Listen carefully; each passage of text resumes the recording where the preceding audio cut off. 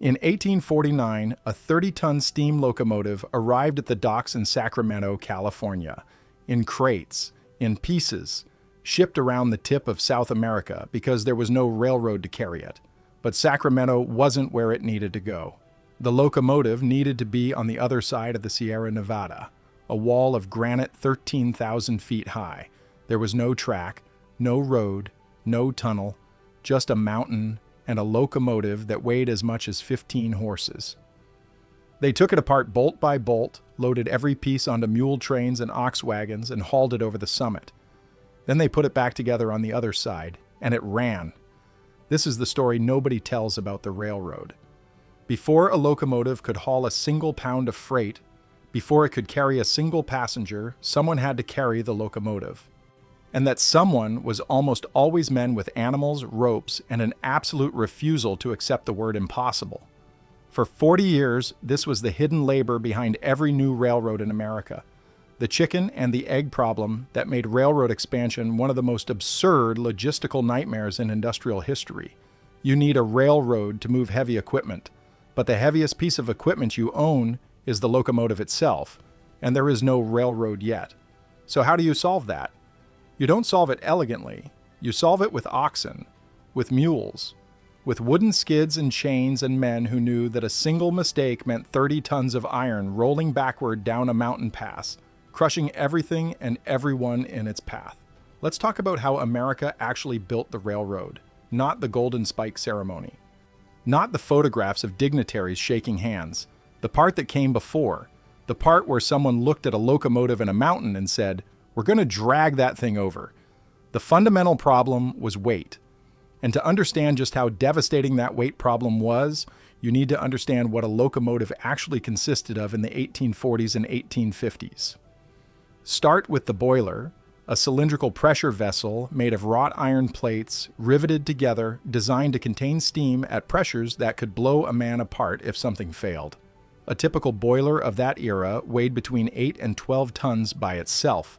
That's 16,000 to 24,000 pounds of iron that had to stay perfectly sealed, perfectly aligned, or people would die.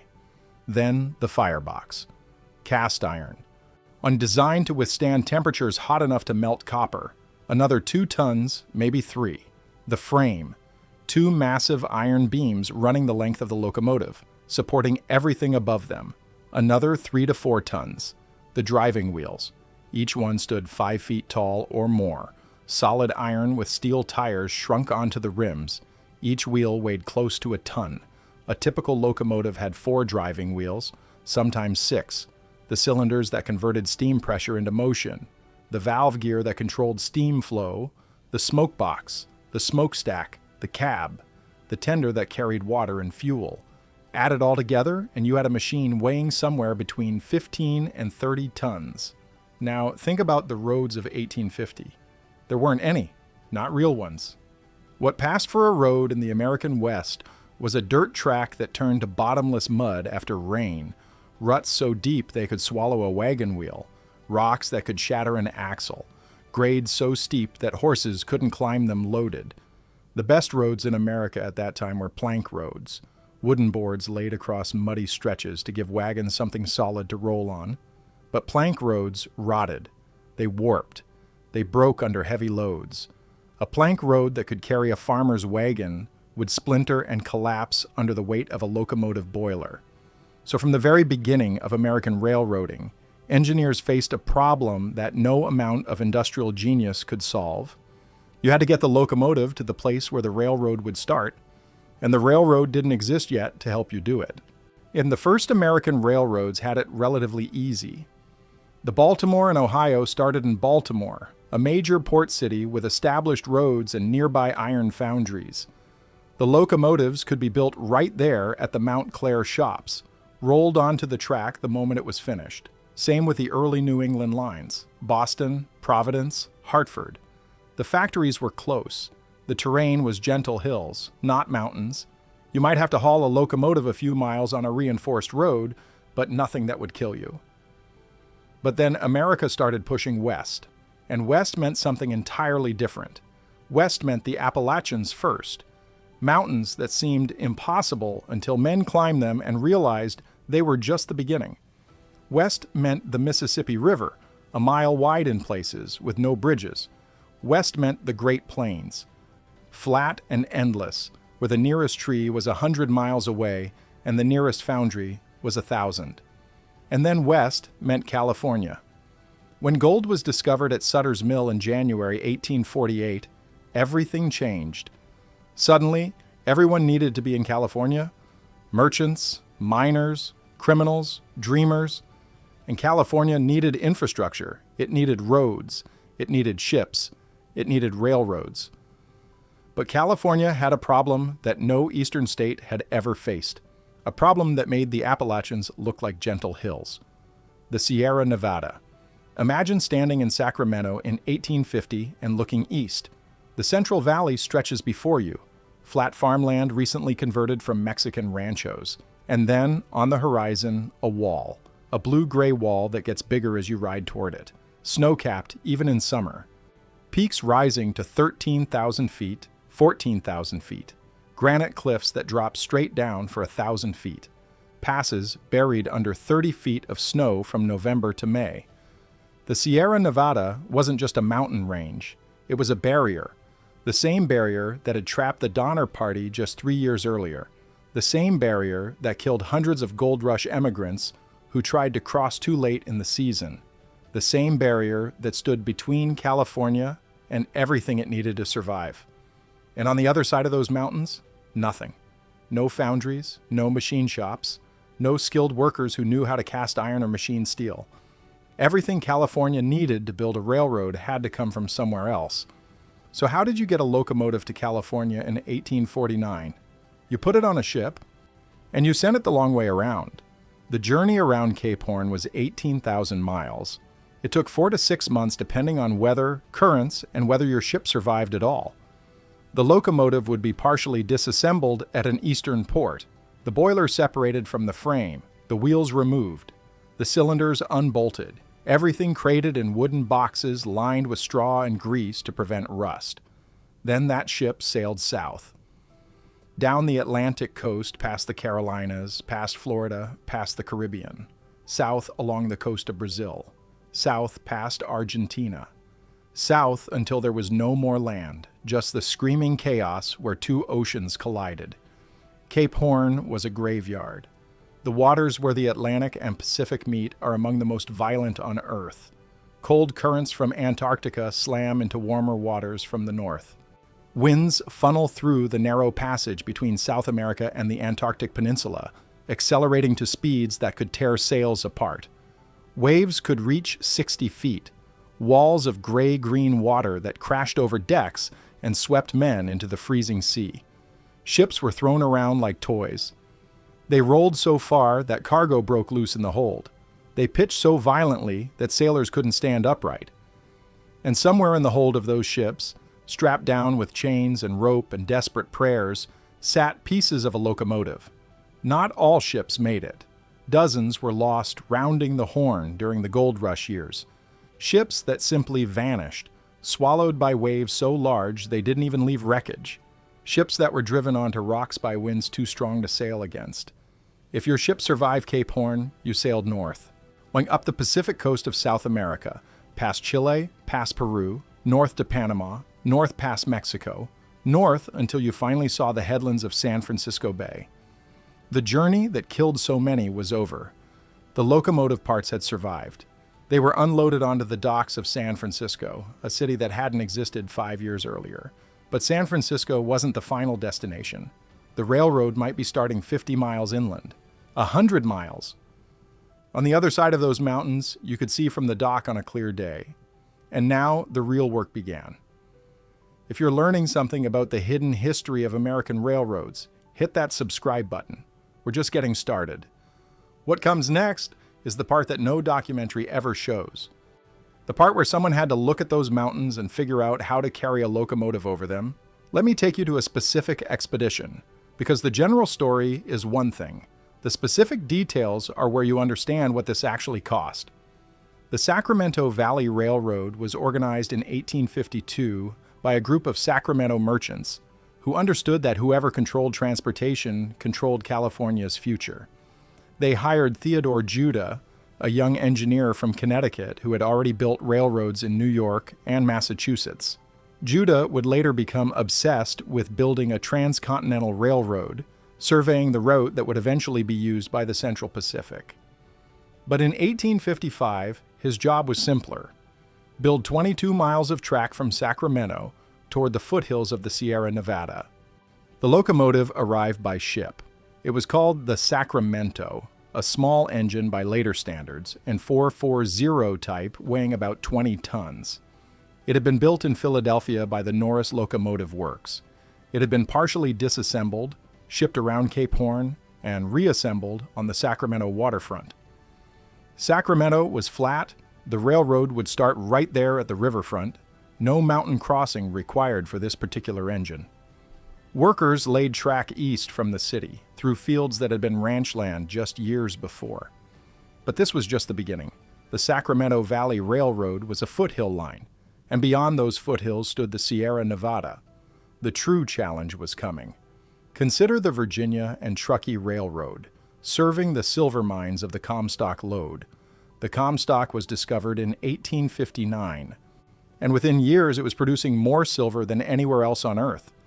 Millions of dollars in ore needed to get from the mines to the mills to the markets. The Virginia and Truckee was built to carry that ore. But the mines were in Virginia City, Nevada, on the eastern slope of the Sierra Nevada, and the locomotives had to come from the west. The first Virginia and Truckee locomotives were hauled over the mountains on the Dutch Flat and Donner Lake Wagon Road, a toll road built specifically to handle heavy freight during railroad construction.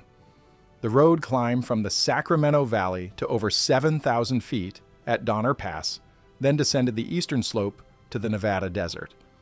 The process of moving a locomotive over that road was brutal in its simplicity and terrifying in its execution. First, you took the locomotive apart. Completely apart, not partially disassembled like it was for shipping, completely disassembled into the smallest possible components that still made sense to separate. The boiler came off the frame. This required jacks capable of lifting 20,000 pounds, wooden cribbing to support the weight, and men who knew that if that boiler shifted unexpectedly, it would crush them flat. The boiler alone, separated from everything else, still weighed close to 10 tons. The driving wheels came off next. Each wheel was pressed onto its axle with tons of force. Removing them required a hydraulic press, or more commonly in the field, fire and patience. You heated the wheel hub until the metal expanded, then drove the axle out with sledgehammers. Each wheel, once removed, weighed close to a ton. The cylinders unbolted from the frame. The valve gear disassembled into dozens of precisely machined pieces that had to be kept together and labeled so they could be reassembled correctly on the other side. The smokestack, the smoke box, the cab, the tender, everything that could be separated was separated. You reduced a machine that represented the cutting edge of industrial technology into several hundred separate pieces, each one labeled, each one packed in grease to prevent rust. Then came the wagons. Not regular wagons, heavy freight wagons designed to carry ore from mines. Wagons with wheels as tall as a man's chest, 7 feet or more in diameter. Axles made from solid oak, sometimes reinforced with iron bands.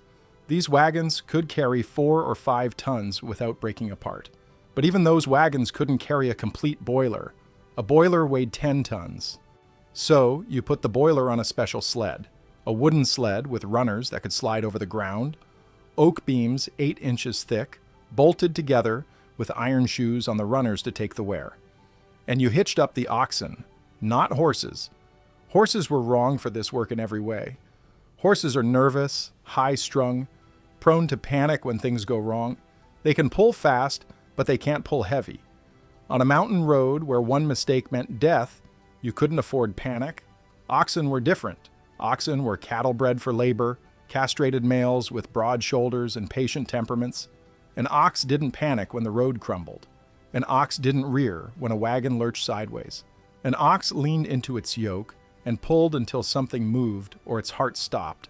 A single ox team might have 40 animals, 40 oxen strung out in pairs. unchained together, connected to a wagon carrying part of a locomotive. The lead pair might be 80 feet ahead of the wagon they were pulling, each pair connected to the next with chains that clanked and rattled with every step. Walking alongside was the bullwhacker, the driver, a man with a whip that could reach 30 feet, a whip that cracked like a gunshot when swung correctly. The bullwhacker didn't ride, he walked. 20 miles a day, sometimes 30 in all weather, guiding his team with voice commands and the crack of his whip. Bullwhackers were a breed apart.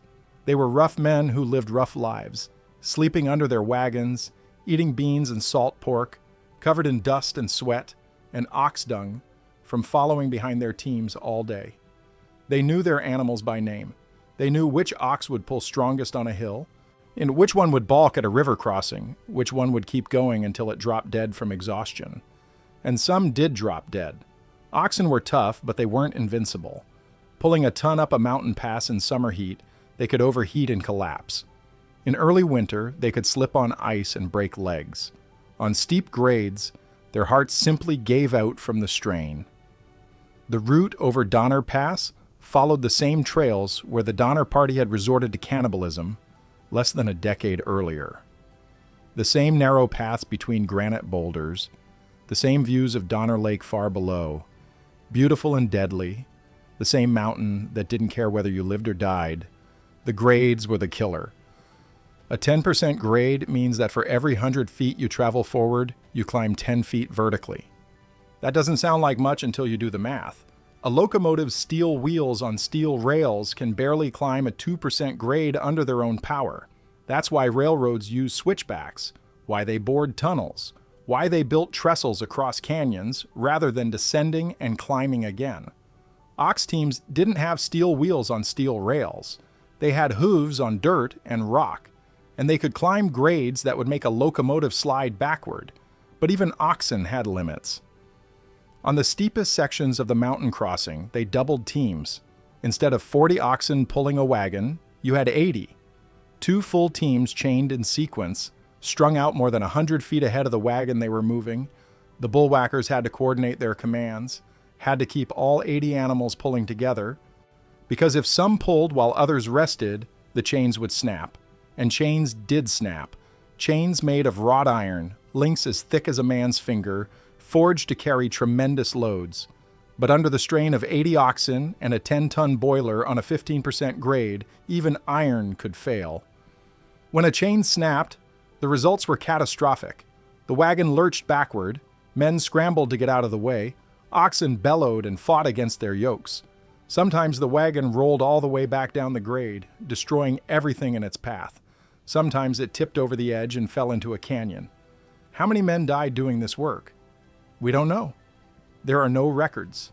Bullwhackers and teamsters and laborers weren't important enough to rate newspaper coverage when they died. They were just labor. Invisible men doing invisible work. And the descent on the eastern side of the mountains was sometimes worse than the climb. Going down, you had gravity working against you. A 10-ton boiler on a sled wanted to slide downhill fast, and fast meant out of control.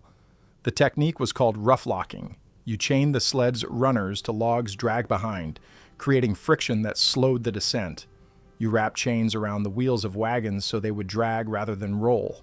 You stationed men with pry bars at critical points, ready to jam logs under runners if things started moving too fast. And you prayed. At the bottom, exhausted and filthy and probably half drunk on whiskey, the teamsters would deliver their cargo.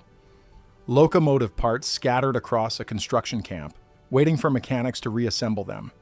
The reassembly was its own art form. A locomotive wasn't designed to be taken apart. Every bolt, every rivet, every fitted joint was meant to stay together forever. The mechanics who did this work were among the most skilled craftsmen in America. They understood steam power intimately.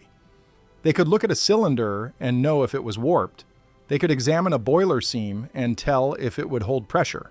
They worked with hand tools, wrenches that weighed 10 pounds, sledgehammers for driving pins. They worked with block and tackle, lifting pieces that weighed thousands of pounds using nothing but leverage and muscle. They would dig a pit, a trench deep enough that you could position the driving wheels at the correct height beneath the frame. The wheels would be rolled into the pit on wooden ramps. Then the frame would be lifted on using wooden beams as levers and ropes running through pulleys mounted on tripods. Imagine this: no cranes, no hydraulic lifts, just wooden tripods 40 feet tall, ropes running through iron pulleys, and teams of men pulling on those ropes in coordinated rhythm. 1, 2, 3, pull. Inch by inch, the frame rises. Inch by inch, it moves into position over the wheels. If a rope broke, if a pulley failed, if a tripod collapsed, men would die. It happened. We just don't know how often because nobody kept records. Once the frame was in position, the wheels had to be attached.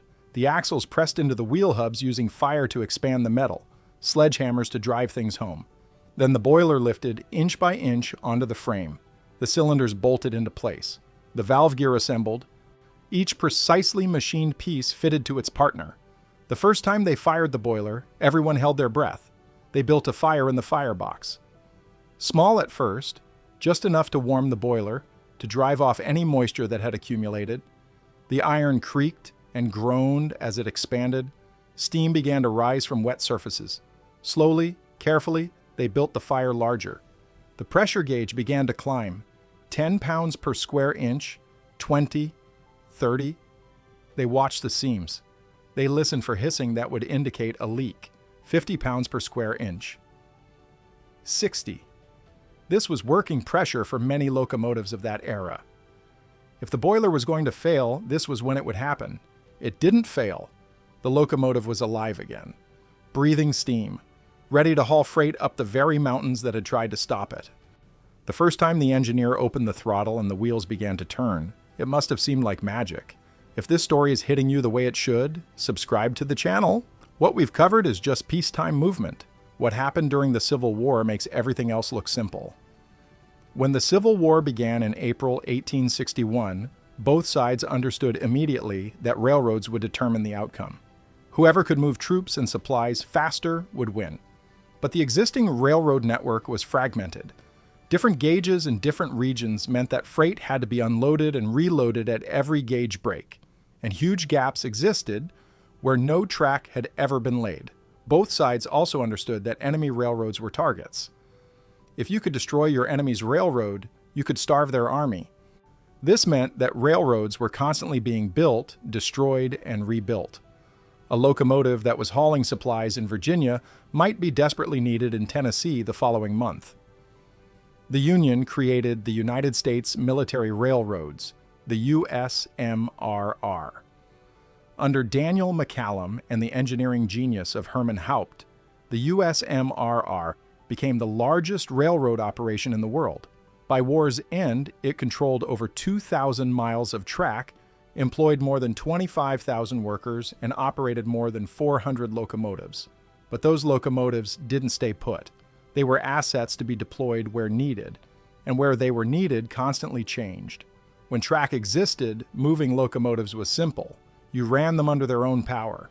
But when track didn't exist, when it had been destroyed or had never been built, you had to move locomotives by other means.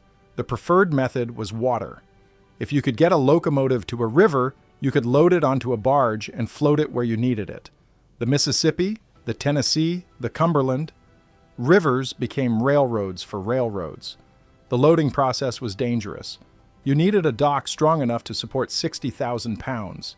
You needed to position the locomotive perfectly centered on the barge, or the whole thing would capsize. Men drowned doing this work. Barges sank. Locomotives ended up at the bottom of rivers where some probably still remain, but enough made it through to keep the military railroads running. When water wasn't available, the USMRR went back to oxen and wagons. Hermann Haupt was obsessed with efficiency. He calculated exactly how many wagons were needed to move a locomotive, or at exactly how many men, exactly how many animals. He created standard procedures where improvisation had ruled before. Under Haupt's direction, the USMRR could disassemble a locomotive in hours instead of days, could move it 50 miles in a week instead of a month, could reassemble it and have it running within days of arrival. But even with all that organization, the work remained brutal. Men worked around the clock. In summer heat, that made metal too hot to touch. In winter, cold that made iron brittle and fingers numb. while Confederate cavalry raided supply lines, while artillery shells fell nearby. The Battle of Chattanooga in 1863 showcased what locomotive transport had become. Union forces were besieged, starving because Confederate forces controlled the railroad lines. At Bridgeport, Alabama, the track ended, and Confederates had destroyed the bridges. The USMRR disassembled locomotives at one end of the gap, moved them across the Tennessee River on barges, and reassembled them on the other side. The process took days for each locomotive. Days while Union soldiers in Chattanooga ate half rations, then quarter rations. They got the locomotives across. Chattanooga held. But the cost in human labor was immense. The USMRR lost hundreds of locomotives during the war, some to enemy action. Raiders would capture a locomotive, run it off the end of a destroyed bridge, let it crash into the ravine below. Some to accidents caused by exhausted crews working too fast under wartime pressure. Some to boiler explosions caused by poor maintenance, because you couldn't take a locomotive out of service when that locomotive was the only thing keeping an army fed. Les Confederate forces faced even greater challenges. The South had fewer locomotives to begin with. The Tredegar Iron Works in Richmond was the only facility in the Confederacy capable of building locomotives, and it was constantly overwhelmed with demands for cannon, rails, and other war materials. They simply couldn't replace what they lost. When Confederate forces captured Union locomotives, gauge differences often made them useless. Most Union railroads used standard gauge, 4 feet 8.5 inches between the rails. Many Southern railroads used 5-foot gauge. A locomotive built for one wouldn't run on the other without extensive modification that the South couldn't afford. So, captured locomotives were stripped for parts, their boilers removed to replace worn-out Confederate boilers, their wheels melted down for the iron, their valve gear distributed to keep other machines running. Mechanical cannibalism. The corpses of enemy machines consumed to keep friendly machines alive. The men who did this transport work during the war rarely fired a shot in battle. They weren't counted among the casualties of famous engagements. But without them, the armies couldn't move. Without them, the railroads couldn't operate. Without them, the war would have been fought with the logistics of Napoleon, not the logistics of industry. After the war ended, the techniques spread throughout the civilian railroad industry. The Transcontinental Railroad benefited enormously from wartime experience. The Central Pacific, building east from Sacramento, faced the Sierra Nevada head-on. They punched tunnels through solid granite. They built snow sheds to protect track from avalanches. But before any of that could happen, they had to get their locomotives to the construction front. The first Central Pacific locomotive, the Governor Stanford, was shipped around Cape Horn just like the locomotives of the 1850s. It arrived in Sacramento in late 1863, was assembled, and began work. But as construction pushed into the mountains, the railroad was building faster than locomotives could be delivered by sea. And the route over Donner Pass wasn't complete. There was track on the Sacramento side, climbing toward the summit. There was track on the Nevada side, climbing toward the summit from the other direction. But the summit itself was still being blasted, still being tunneled. The Central Pacific did something remarkable. They hauled their locomotives over the uncompleted summit. Again, just like before the railroad existed, they disassembled locomotives at the end of track, loaded them onto wagons and sleds, hauled them over the summit using teams of oxen, and reassembled them at the other end of track. The locomotives were working on both sides of the mountain, building toward the middle, before the track connected them, all while construction crews blasted tunnels through rock so hard it dulled drill bits in minutes, while Chinese workers lowered themselves in baskets over cliff faces to plant dynamite charges, while avalanches buried work camps and killed dozens of men in a single night. On May 10, 1869, the Golden Spike was driven at Promontory Summit. The continent was connected, and the era of hauling locomotives over mountains was ending. But the ending wasn't sudden. Make sure you're subscribed because we're not done yet. Mining railroads still punched into mountain ranges where the main lines didn't go. Colorado, Arizona, Montana, Idaho. Each one needed locomotives. Each one presented the same problem that California had faced decades earlier. The narrow gauge helped. Starting in the 1870s, railroads discovered they could use smaller, lighter locomotives on narrower track. 3-foot gauge instead of standard gauge. 2-foot gauge for the smallest operations. These locomotives weighed 10 or 15 tons instead of 30. Still heavy? Still impossible to move without enormous effort, but slightly less impossible. The Denver and Rio Grande pushed narrow gauge track through the mountains of Colorado. The Denver, South Park, and Pacific went even deeper, reaching mining camps at 11,000 feet. Each locomotive that served these lines had to reach the railroad somehow. Some came up the track once it was built. Others, the first locomotives, had to be hauled over mountains that had never seen a railroad. And then there was Alaska. Alaska was the last frontier in every sense. When gold was discovered in the Klondike in 1896, thousands of prospectors flooded north. They needed supplies. They needed transport. They needed railroads. But Alaska had no railroads. It had mountains that made the Sierra Nevada look gentle. It had glaciers that flowed down valleys and crushed everything in their path. It had permafrost, ground frozen so deep that it never thawed, that buckled and heaved with the seasons and destroyed any road built on top of it. It had winters where temperatures dropped to 50 below zero and the sun disappeared for weeks at a time. The landscape itself was hostile in ways that the American West had never been. In California, you could at least work year-round. In Alaska, winter shut everything down. The rivers froze solid. The ground became harder than concrete. Men who touched metal with bare hands left their skin behind. The White Pass and Yukon route was completed in 1900, climbing from Tidewater at Skagway to White Pass at 2,865 feet in just 20 miles of track. The grades were brutal, some sections exceeding 3.5%.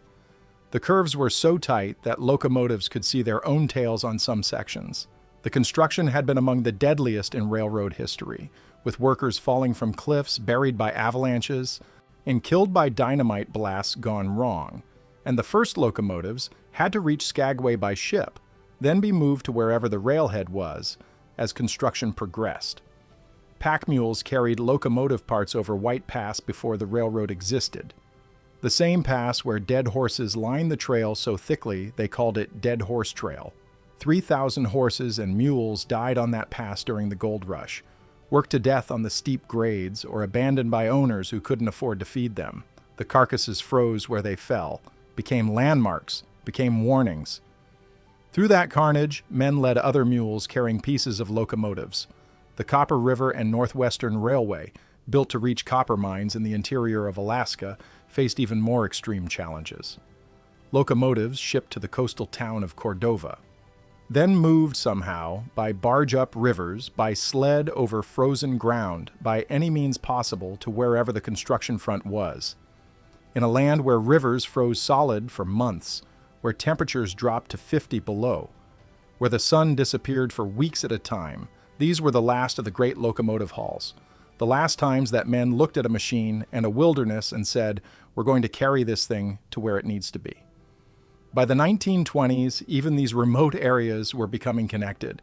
Roads improved enough to carry heavy trucks.